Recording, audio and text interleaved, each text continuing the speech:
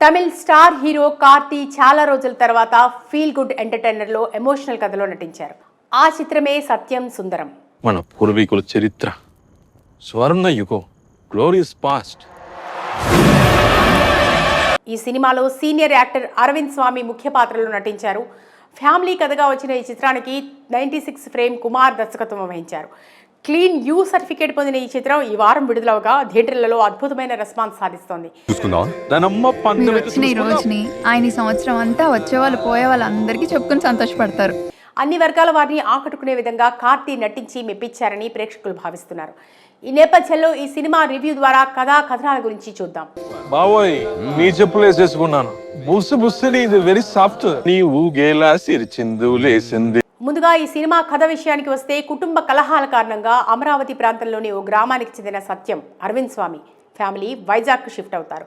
వైజాగ్లో ఓ కార్పొరేట్ కంపెనీలో ఉద్యోగం చేస్తూ తన తల్లిదండ్రులతో సంతోషంగా సత్యం జీవితం గడుపుతూ ఉంటాడు. నంచుకోవడానికి అల్లం చట్నీ ఇదేంటో తెలియట్లేదు. రే ఐటమ్స్ ఏమన్నా కలిపి చెప్పంటారా, మేము అప్పుడే ఎవరు తలుచుకుంటున్నట్టున్నారు. అయితే తమకు జరిగిన అన్యాయం కారణంగా తమ సొంత ఊరు, తమ బంధువులపై కొంత ద్వేషం పెంచుకుంటాడు. అయితే తనను అధికంగా ప్రేమించే సోదరి పెళ్లికి ఆహ్వానం రావడంతో తప్పనిసరి పరిస్థితుల్లో ఆ గ్రామానికి వెళ్ళగా బావా బావా అంటూ సత్యంపై అంతులేని ప్రేమను వ్యక్తం చేస్తూ ఓ బంధువు కార్తీ సుందరం వెంటపడుతుంటాడు.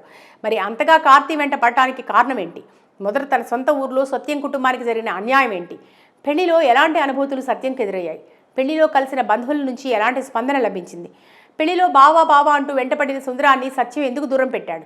సత్యంపై బావా అంటూ ప్రేమను కురిపించిన సుందరం మళ్లీ కలిసేందుకు అమరావతికి వెళ్లాల్సిన పరిస్థితులు ఎందుకు ఏర్పడ్డాయి అనే ప్రశ్నలకు సమాధానమే సత్యం సుందరం సినిమా కథ. ఎంత ఇష్టమో నాకు బాగా తెలుసు. అక్కడికి వెళ్తే ఎమోషనల్ అయ్యి ఏడుస్తానని భయపడుతున్నావా? ఇక ఈ సినిమా గురించి విశ్లేషించుకుంటే, సహజత్వం ఉట్టిపడేలా తెరకెక్కే చిత్రం ఏ భాషలోనైనా విజయం సాధించడం తథ్యం. ఈ విషయం డైరెక్టర్ ప్రేమ్ కుమార్కి బాగా తెలుసు. అప్పుడు 96, ఇప్పుడు సత్యం సుందరం. ఈ రెండు సినిమాల కథలు న్యాచురల్గా ఉంటాయి.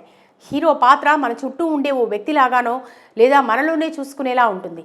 96 సినిమా మాదిరే సత్యం సుందరం కథ కూడా చాలా చిన్నది, అందరికీ తెలిసిన చూసిన కథ అయినా కూడా తనదైన స్క్రీన్ ప్లేతో ఎక్కడా బోరు కొట్టకుండా కథనాన్ని నడిపించాడు.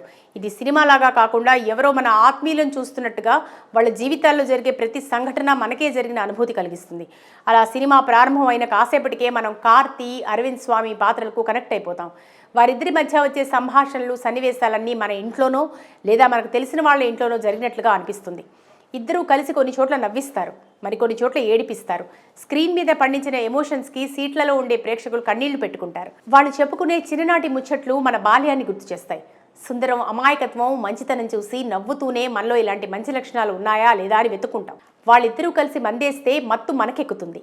సైకిల్ సీన్ చూసి మనకు తెలియకుండానే కళ్ళు తడిసిపోతాయి. సినిమా ఆద్యంతం ఎమోషనల్గా రక్తి కట్టిస్తుంది. Michael Jackson very happy. ఇక ఈ సినిమాలో నటించిన పాత్రధారుల విషయానికి వస్తే, అరవింద్ స్వామి, కార్తీ తమ పాత్రలో జీవించారని చెప్పొచ్చు. ఇద్దరూ సహజమైన నటనతో తమ పాత్రలకి పూర్తి న్యాయం చేశారు. మన చుట్టూ ఉండే మనుషుల్లాగా సహజంగా నటించి మెప్పించారు. ఇక ప్రేమ్ కుమార్ రాసిన సహజ కథకు తమదైన సహజ నటనతో ఇద్దరూ న్యాయం చేశారు. ఎమోషనల్ సీన్లలో ఇద్దరూ పోటీ పడి నటించారు. ఇక కార్తీ అయితే తన అమాయకత్వపు నటనతో కొన్ని చోట్ల నవ్వించాడు. కిరణ్, దివ్య, జయప్రకాష్తో పాటు మిగిలిన నటీనటులు తమ తమ పాత్రల పరిధి మేరకు చక్కగా నటించారు.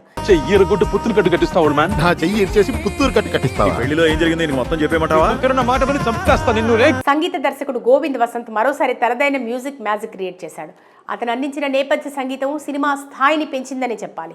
సినిమాటోగ్రాఫర్ మహేంద్రన్ బాగా చూపించాడు. నిర్మాణ విలువలు బాగున్నాయి. మొత్తంగా ఈ వారం దేవరతో పోటీగా వచ్చిన ఈ సినిమా ఎమోషనల్ చిత్రంగా, ఫ్యామిలీ ఎంటర్టైనర్గా అన్ని వర్గాల వారిని హాయిగా అలరిస్తుందని ఖచ్చితంగా చెప్పొచ్చు. చాలా రోజుల తర్వాత కార్తీ సహజమైన కథలో హిట్ కొట్టాడని అనుకోవచ్చు.